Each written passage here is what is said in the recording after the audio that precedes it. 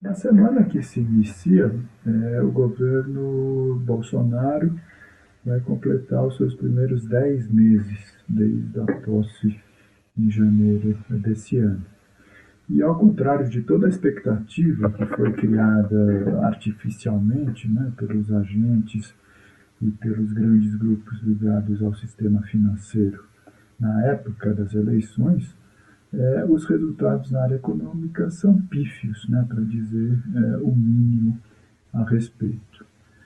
Na verdade, toda aquela expectativa que foi criada, né, com a chegada então do posto Ipiranga, né, o super-ministro Paulo Guedes, que conseguiu concentrar os poderes do antigo Ministério da Fazenda, do antigo Ministério do Planejamento, do antigo Ministério do Desenvolvimento, Indústria e Comércio e de áreas do próprio Ministério do Trabalho, né, apesar de toda essa concentração, nada foi feito do ponto de vista do crescimento do PIB ou da reversão do processo recessivo que já atinge a sociedade brasileira há vários anos. Né? O que aconteceu é que a pegada ultraliberal, né, que é verdadeiramente aquilo que o Paulo Guedes acredita, né, do ponto de vista da solução da questão econômica, não está dando nenhum resultado. O que ele está fazendo é promover toda aquela desgraça que está dando os resultados que a gente está vendo no Chile, né? No sentido do desmonte da previdência social, da privatização de empresas estatais estratégicas, de uma política criminosa de austeridade, né? E de corte dos gastos orçamentários nas áreas sociais, na área do investimento público. E o que se percebeu, então, foi a continuidade do desastre, a continuidade da recessão. Mas aí o que vai acontecer provavelmente é que o governo do Bolsonaro vai ser obrigado a dar um cavalo de pau nessa política ou nessa estratégia. E a gente já percebeu essa semana que os primeiros passos estão sendo dados. Todo mundo se lembra que na época da campanha eleitoral e mesmo nos primeiros meses do governo, em razão daquele alinhamento automático que ele tinha com o presidente Trump, ele dizia que a China era a grande responsável pela crise no mundo, que era um país comunista, etc. e tal, e que o governo brasileiro não ia promover nenhuma aproximação com aquele país. Além disso, ele acabou comprando uma imbecilidade enorme, que é mais um alinhamento automático com o governo dos Estados Unidos, de promover o reconhecimento de Jerusalém, e não de Tel Aviv, como sendo a capital do Estado de Israel. Isso significaria mudar a embaixada brasileira de Tel Aviv para Jerusalém. O governo brasileiro foi criticado enormemente por essa medida irresponsável, né? Inclusive porque grande parte dos nossos parceiros, né, que compram as nossas exportações de carne, de outras commodities, são os países alinhados, né, com o mundo árabe, que tem algum grau de simpatia, por exemplo, com a causa palestina, e aquilo, aquela declaração, né, falaciosa, se revelou extremamente prejudicial para os interesses da inserção do Brasil no comércio internacional. Então, voltando, quer dizer, nessa semana ele justamente promoveu na sua viagem internacional uma aproximação com a China, justamente, né, e com os países árabes. Não tem como fugir disso, né? Quer dizer, se o Brasil quiser continuar recuperando de alguma maneira espaços, né, de venda de produtos no mercado internacional, os nossos grandes parceiros são esses.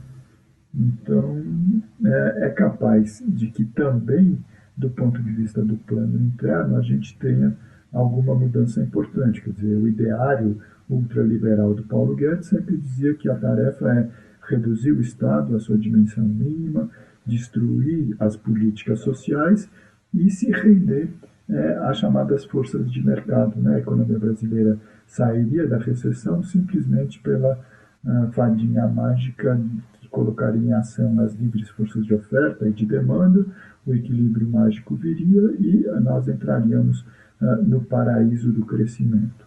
E nada disso aconteceu.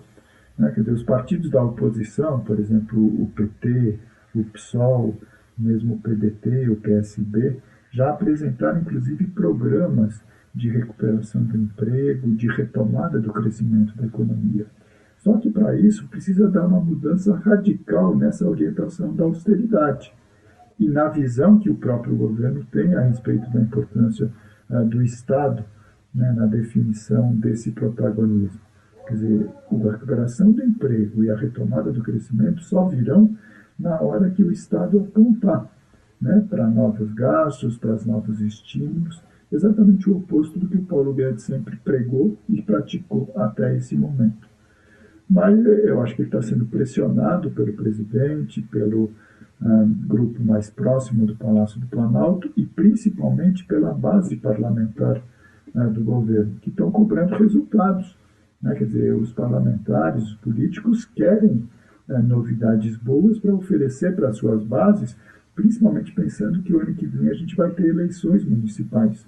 5.570 municípios vão passar por um processo eleitoral e um dos pontos de definição das candidaturas vai ser a cobrança que o presidente Bolsonaro vai oferecer em relação ao seu governo. A gente está vendo que os índices de popularidade já despencaram. Então, o que acontece? O Paulo Guedes, como sempre faz, ele seleciona um ou dois jornalistas, entre aspas, da área econômica, da área política, e vazou uma informação de que o governo estaria estudando medidas de recuperação do emprego e do crescimento. Por quê? Porque ele está percebendo que precisa oferecer alguma coisa. Só que o que ele vai oferecer ou vai ser totalmente contrário ao que ele sempre afirmou, né, de que o Estado não tem que fazer nada, o governo tem que se retirar, ou então vão ser medidas pífias, quer dizer, que não vão oferecer uma alternativa segura e sustentável da retomada do crescimento. Vai ser mais um daquilo que a gente chama do voo de galinha, né? Vai dar uma crescidinha ali e tal, mas se não for uma recuperação do protagonismo do Estado, um programa dirigido, dizendo, olha, esses setores são os importantes, a gente vai oferecer esse ou aquele estímulo e crédito, né, dos bancos públicos para que a economia saia da estagnação, nada vai ser feito. Mas, enfim, vamos esperar, tá certo, essa semana para saber exatamente no detalhe como esse plano vai ser concebido, porque do ponto de vista político acontece, o governo do partido do presidente está passando por uma crise gravíssima, vocês têm acompanhado, né? A disputa, uma guerra de braço entre as alas ligadas aos filhos dele, né, a família Bolsonaro, e os dirigentes mais antigos, mais ligados à direção política do partido, do PSL, né, em torno do Luciano Bivar, do Major Olímpio e da deputada Joyce Hasselmann. Se o governo também não resolver essa questão, né, da base parlamentar, quer dizer, muito dificilmente esse plano ele vai apresentar os seus resultados.